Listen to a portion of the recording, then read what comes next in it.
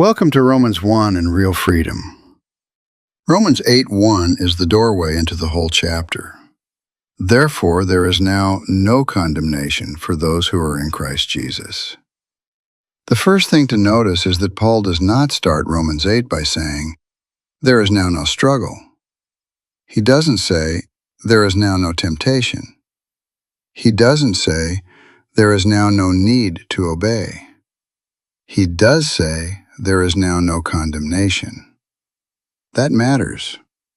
Condemnation is not the same thing as conviction. Condemnation says you are guilty, trapped, rejected, and under judgment. Conviction says this is wrong, come out of it, walk in the light, return to God. Romans 8 begins by announcing that the person who is in Christ is no longer standing under the old sentence. He is no longer living as a condemned man under sin and death. Something has changed. A new reality has opened.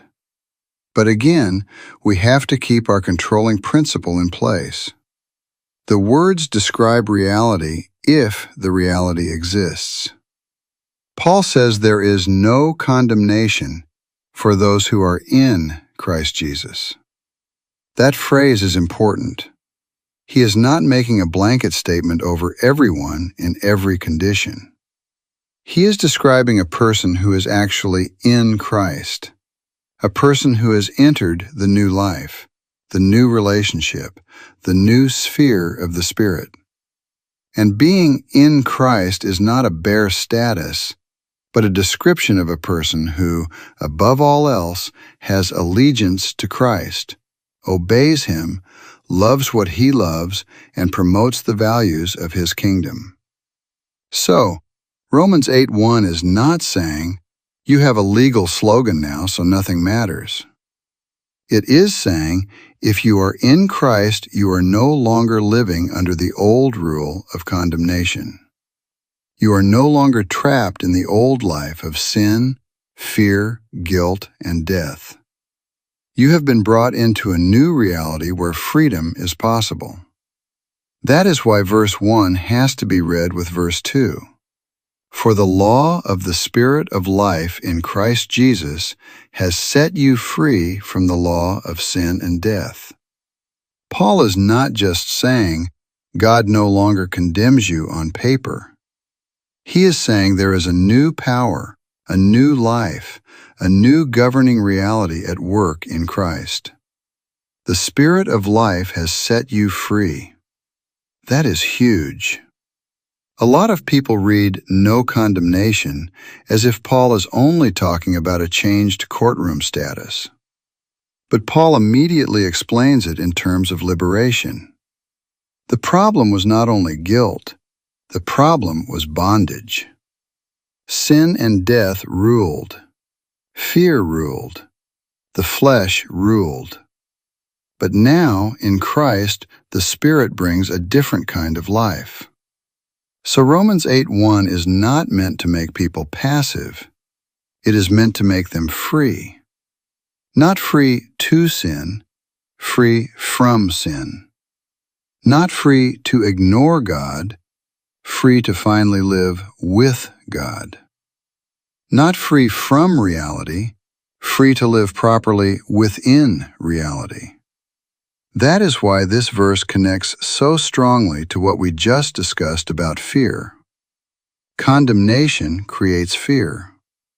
When a person believes he is still living under guilt, rejection, and the sentence of death, fear naturally follows.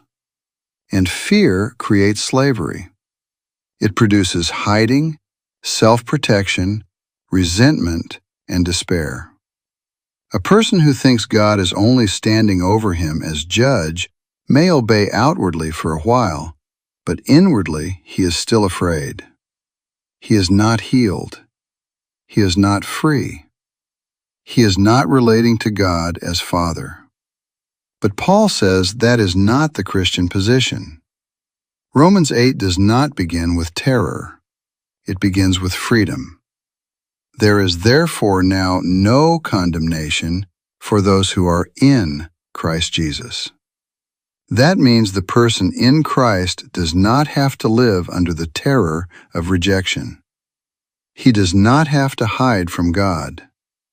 He does not have to pretend. He does not have to obey like a slave trying to avoid the whip. He can come into the light. He can confess.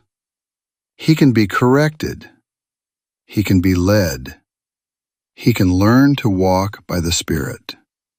Submission out of a heart of love, that's real freedom. So the plain way to explain Romans 8:1 is this.